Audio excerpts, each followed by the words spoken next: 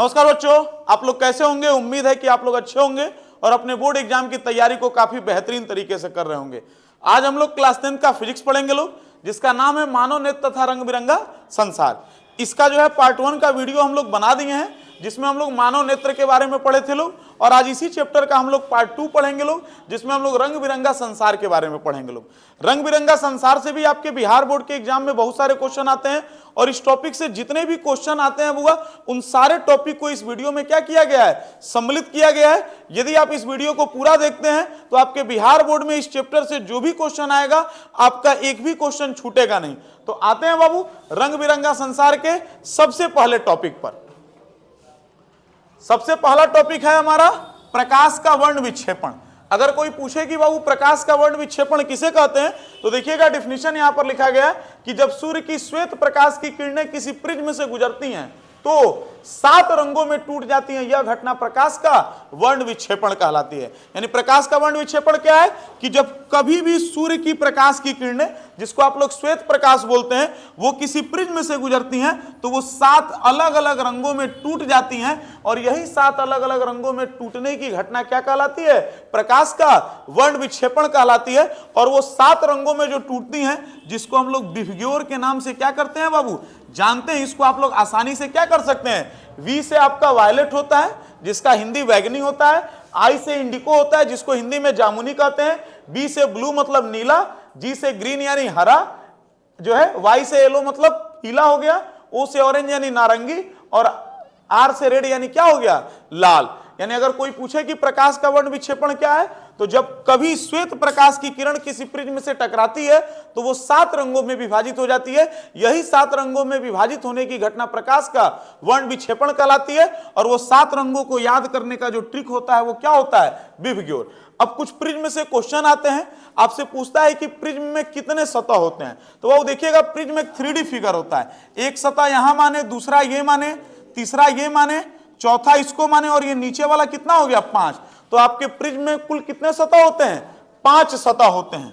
उसके अलावा अगर आपसे कोई पूछ दे कि प्रिज्म में कितना किनारा होता है, तो वह प्रिज्म में कुल 9 किनारा होता है। कितना किनारा होता है, 9। और कोई पूछे कितने शीर्ष होते हैं, तो 6 शीर्ष होते हैं। 1 2 3 4 5 6 शीर्ष है, और किनारा भी आप लोग जोड़िएगा तो बाबू कितना आ जाएगा, 9 किनारा होता है। अब इसी से कुछ और क्वेश्चन पूछते हैं बाबू, जैसे आपसे पूछ देगा कि जब श्वेत प्रकाश के किरणों के द्वारा 7 रंगों में प्रकाश क्या हो जाता है, विभाजित हो जाता है, तो सबसे अधिक विचलन किस रंग का होता है। तो बाबू सबसे अधिक विचलन देखिएगा, सूर्य का प्रकाश आया है और सबसे नीचे कौन गया है, वायलेट, जिसको हम लोग क्या बोलते हैं, बैगनी बोलते हैं। तो सबसे अधिक विचलन किस रंग का होता है, बैगनी रंग का होता है। और कहे कि सबसे कम विचलन किस रंग का होता है, तो सबसे कम विचलन जो है बाबू लाल रंग का होता है। सबसे कम विचलन किसका होता है, लाल रंग का। उसके बाद पूछता है कि सबसे अधिक तरंग दैर्ध्य किसका होता है, तो सबसे अधिक तरंग दैर्ध्य लाल रंग का होता है। जिसका विचलन कम रहेगा उसका तरंग दैर्ध्य अधिक रहेगा, और जिसका विचलन अधिक रहेगा उसका तरंग दैर्ध्य कम रहेगा। देखिएगा सबसे अधिक विचलन किस रंग का है, बैगनी रंग का, तो सबसे कम तरंग दैर्ध्य किसका होगा, बैगनी रंग का। और सबसे कम विचलन किसका है, लाल रंग का, तो सबसे अधिक तरंग दैर्ध्य किसका होगा, लाल रंग का। यानी विचलन कम तो तरंग दैर्ध्य अधिक, और विचलन अधिक तो तरंग दैर्ध्य कम। यह हमेशा आप लोग ध्यान रखिएगा। पूछे कि सबसे अधिक विचलन कौन से रंग में होता है, बैगनी रंग, और सबसे कम विचलन लाल रंग। सबसे अधिक तरंग दैर्ध्य किसका होता है, लाल रंग का, और सबसे कम तरंग दैर्ध्य किसका होता है, बैगनी रंग का। तो ये बाबू प्रिज्म से क्वेश्चन आते हैं। अब आते हैं नेक्स्ट टॉपिक पर। नेक्स्ट तरह हुआ वर्णपट या स्पेक्ट्रम। ये काफी फेमस क्वेश्चन है कि वर्णपट या स्पेक्ट्रम किसे कहते हैं। तो बाबू देखिएगा, प्रकाश के अवयवी 7 रंगों की पट्टी को वर्णपट या स्पेक्ट्रम कहते हैं। जब हम किसी प्रिज्म से श्वेत प्रकाश की किरण को गुजारते हैं, और ये जो 7 रंग की पट्टी होती है बाबू, इसी 7 रंग की पट्टी को हम लोग वर्णपट या क्या बोलते हैं बाबू, स्पेक्ट्रम बोलते हैं। अब आते हैं इसके अगले टॉपिक पर बाबू। अगला टॉपिक कह रहा है इंद्रधनुष किसे कहते हैं। तो इंद्रधनुष हमने और आपने सबने जो है बाबू आसमान में देखा है। तो देखिएगा हमने लिखा है कि इंद्रधनुष वर्षा के बाद दिखाई देने वाला एक प्राकृतिक स्पेक्ट्रम है। यानी इंद्रधनुष भी आपका एक स्पेक्ट्रम है, लेकिन वो एक कौन सी है बाबू, नेचुरली स्पेक्ट्रम है। यानी इंद्रधनुष वर्षा के बाद दिखाई देने वाला एक प्राकृतिक स्पेक्ट्रम है। अगर आपसे कोई पूछे कि इंद्रधनुष कब दिखाई देता है, तो इंद्रधनुष हमेशा वर्षा के बाद दिखाई देने वाला एक प्राकृतिक स्पेक्ट्रम होता है। और देखिएगा यहां पर हमने लिखा है कि इंद्रधनुष हमेशा सूर्य के विपरीत दिशा में बनता है। यानी जिस दिशा में सूर्य रहेगा उसके विपरीत दिशा में ही इंद्रधनुष क्या बनता है बुआ, आपको बनता दिखाई हुआ देगा। जब भी इंद्रधनुष बनेगा तो देखिएगा वो सूर्य के विपरीत दिशा में होगा। देखिएगा आपका यहां पर इंद्रधनुष का फिगर भी बनाया गया है। तो अगर कोई पूछे कि इंद्रधनुष क्या है, तो इंद्रधनुष वर्षा के बाद दिखाई देने वाला एक प्राकृतिक स्पेक्ट्रम है और यह हमेशा सूर्य के विपरीत दिशा में बनता है। अब आते हैं वो अगले टॉपिक पर। आपके मन में यह सवाल उठता होगा कि उगते और डूबते समय सूरज लाल, लाल को रक्ताब भी हम लोग बोलते हैं, उगते और डूबते समय सूरज लाल प्रतीत होता है क्यों? यानी जब सूरज का उदय होता है या सूरज जब डूबता है तो वो लाल रंग का क्यों दिखता है? आप लोग देख रहे होंगे इमेज में, यहां पर जब उग रहा है उस समय भी सूर्य का कलर लाल है, और जब यहां पर डूब रहा है उस समय भी सूर्य का रंग क्या है, लाल है। तो अगर आपसे कोई पूछे कि उगते और डूबते समय सूरज लाल क्यों प्रतीत होता है, तो उसी का जवाब लिखा गया क्योंकि लाल किरणों का तरंग दैर्घ्य सबसे अधिक होता है, इसलिए उगते और डूबते समय सूरज लाल प्रतीत होता है। यानी सूरज का रंग उगते और डूबते समय लाल क्यों होता है? क्योंकि लाल रंग का बाबू तरंग दैर्घ्य सबसे अधिक होता है, जिसके कारण से उगते और डूबते समय सूर्य का रंग क्या होता है, लाल होता है। तो हमेशा ध्यान रखिएगा कि जिस रंग का, हाँ नहीं, क्वेश्चन था उगते और डूबते समय सूर्य लाल क्यों प्रतीत होता है? क्योंकि लाल रंग का प्रकीर्णन नहीं, लाल रंग का तरंग दैर्घ्य सबसे अधिक होता है, जिसके कारण से उगते और डूबते समय सूर्य का रंग क्या होता है, लाल होता है। अब आते हैं नेक्स्ट टॉपिक पर बाबू। अगला टॉपिक कह रहा है कि तारे क्यों टिमटिमाते हैं।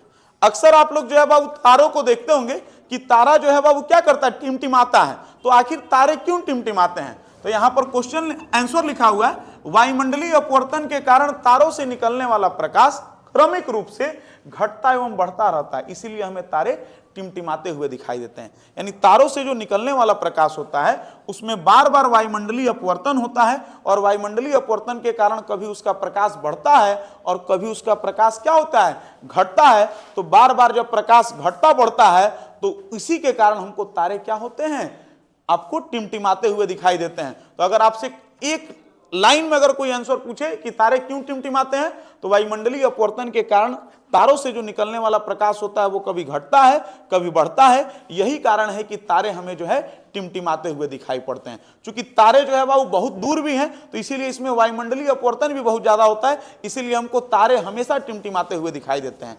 अब आते हैं बाबू नेक्स्ट स्लाइड पर। अगला जो है बाबू कह रहा है कि प्रकाश का प्रकीर्णन क्या है। प्रकाश का प्रकीर्णन क्या है? तो बाबू देखिएगा, प्रकीर्णन का मतलब होता है किरणों को फैलना। तो यहां पर लिखा गया है कि जब सूर्य प्रकाश पृथ्वी के वायुमंडल में प्रवेश करता है, यानी जब सूर्य का प्रकाश पृथ्वी के वायुमंडल में प्रवेश करता है तो वायुमंडल में उपस्थित गैसों के अणु या परमाणु द्वारा अवशोषित कर लिया जाता है, और ये अणु या परमाणु अवशोषित प्रकाश को पुनः सभी दिशाओं में उत्सर्जित कर देते हैं। यही प्रक्रिया क्या कहलाती है, प्रकाश का प्रकीर्णन। यानी कह रहा है कि जब सूर्य का प्रकाश पृथ्वी के वायुमंडल में जो है प्रवेश करता है तो अनेक अणुओं या परमाणुओं के द्वारा क्या कर लिया जाता है, सूर्य के प्रकाश को अवशोषित कर लिया जाता है, और फिर वो कण जो है बाबू या वो परमाणु जो सूर्य के प्रकाश को अवशोषित किए रहते हैं वो पुनः उस प्रकाश को सभी दिशाओं में क्या कर देते हैं, फैला देते हैं। यही घटना क्या कहलाती है, प्रकाश का प्रकीर्णन। तो जब भी कोई पूछे प्रकाश का प्रकीर्णन क्या है, तो जब सूर्य का प्रकाश पृथ्वी के वायुमंडल में प्रवेश करता है तो वायुमंडल में उपस्थित गैसों के अणु या परमाणुओं द्वारा क्या कर लिया जाता है, अवशोषित कर लिया जाता है, और ये अणु या परमाणु अवशोषित प्रकाश को पुनः सभी दिशाओं में उत्सर्जित कर देते हैं। यह प्रक्रिया क्या कहलाती है, प्रकाश का प्रकीर्णन। देखिएगा इसी तरह से प्रकाश जो है सभी दिशाओं में उनके अणुओं के द्वारा क्या कर दिया जाता है, फैला दिया जाता है। अब आते हैं बाबू नेक्स्ट क्वेश्चन पर। कह रहा है बाबू आकाश का रंग नीला क्यों दिखाई देता है। बड़ा मन में यह सवाल आता होगा कि आकाश का रंग नीला क्यों दिखाई देता होगा। तो बाबू देखिएगा वहां पर सिंपली सा आपको एक चीज बता दें, क्योंकि नीले रंग का प्रकीर्णन, अभी आप लोग पढ़े हैं, प्रकीर्णन के बारे में, क्योंकि नीले रंग का प्रकीर्णन बहुत अधिक होता है, इसीलिए हमको आकाश का रंग क्या दिखाई देता है, नीला दिखाई देता है। तो एक शब्द में आप आंसर दीजिएगा कि अगर आपसे कोई पूछे कि आकाश का रंग नीला क्यों दिखाई देता है, तो आकाश का रंग नीला इसलिए दिखाई देता है क्योंकि नीले रंग का प्रकीर्णन बहुत अधिक होता है, जिसके कारण हमारे आंखों में केवल नीला रंग ही प्रवेश कर पाता है, इसीलिए हमको आकाश क्या होता है, नीले रंग का दिखाई देता है। अब बउआ एक सवाल और ऑब्जेक्टिव में आता है आपके कि अंतरिक्ष यात्री को आकाश का रंग नीले की अपेक्षा काला प्रतीत होता है, क्यों? आप यहां से जब आसमान को देखते हैं तो आपको नीला दिखता है, लेकिन जब आप अंतरिक्ष में जाते हैं और वहां से जब आसमान को देखते हैं तो करिया दिखता है।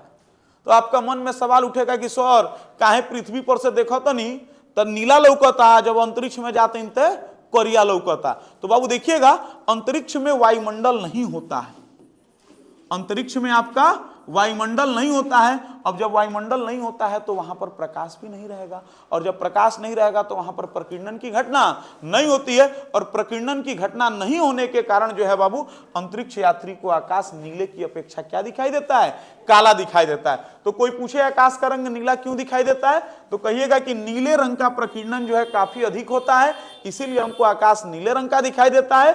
और अंतरिक्ष यात्री को आकाश नीले की अपेक्षा काला क्यों दिखाई देता है, कहिएगा क्योंकि वहां पर वायुमंडल नहीं होता है, जिसके कारण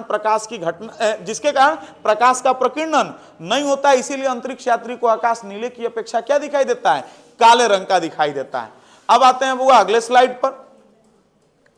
अगर आपसे कोई पूछे कि टिंडल प्रभाव क्या है, टिंडल इफेक्ट क्या है, तो ये बहुत ज्यादा बउआ एग्जाम में क्वेश्चन पूछता है कि व्हाट इज टिंडल इफेक्ट। तो देखिएगा, कोलाइड कणों द्वारा प्रकाश के प्रकीर्णन की घटना को, कोलाइड जो छोटे छोटे कण होते हैं, कोलाइड कणों द्वारा प्रकाश के प्रकीर्णन की घटना को प्रदर्शित करने वाला प्रभाव क्या कहलाता है, टिंडल प्रभाव कहलाता है। अक्सर आप लोग जंगल वगैरह में देखते होंगे बाबू, पेड़ रहता है और पेड़ों के बीच से जो लाइट आता है ना बुआ, यही जो है बुआ प्रकाश के प्रकीर्णन की घटना को प्रदर्शित करता है, और यही प्रदर्शित करने वाला पथ क्या कहलाता है बाबू, टिंडल प्रभाव। वही लिखा गया कि कोलाइड कणों द्वारा प्रकाश के प्रकीर्णन की घटना प्रदर्शित करने वाला प्रभाव क्या कहलाएगा बुआ, टिंडल प्रभाव। और ये सारे टिंडल प्रभाव के एग्जाम्पल है, जैसे आप लोग जंगल वगैरह में जाते होंगे तो देखते होंगे कि प्रकाश जो है बुआ पेड़ों के बीच से इसी तरह से आपको जो है आता हुआ दिखाई देता होगा, तो यही इफेक्ट क्या कहलाता है, टिंडल इफेक्ट कहलाता है। तो यहां पर जो है बाबू रंग बिरंगा संसार का जो है पूरा टॉपिक क्या होता है, समाप्त होता है। उम्मीद है कि आपको ये वीडियो काफी अच्छा लगा होगा। अगर अच्छा लगा होगा तो इसे अपने दोस्तों में शेयर करें। मिलते हैं नेक्स्ट वीडियो में। जय हिंद, जय